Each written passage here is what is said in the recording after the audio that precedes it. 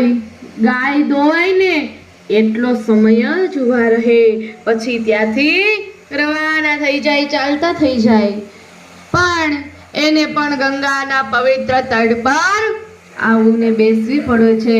ત્યારે કહે કે એકવાર પરીક્ષિત રાજા નગરચર્યા માટે નીકળે છે અને નગરચર્યા દરમિયાન એમણે રસ્તામાં જોયું એક બળદ અને એક ગાય રડી રહ્યા છે.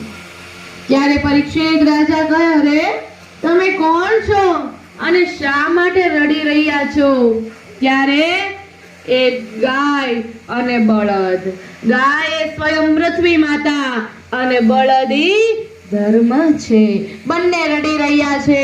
કહે, અમને આ રાજાના વેશમાં રહેલો કળિયુગ હેરાન કરી રહ્યો છે, ત્રાસ આપી રહ્યો છે, માટે અમને આપ એના ત્રાસમાંથી મુક્ત કરો. ત્યારે પરીક્ષિત રાજા કહે, ચિંતા ન કરો, જ્યાં સુધી આ પૃથ્વી પર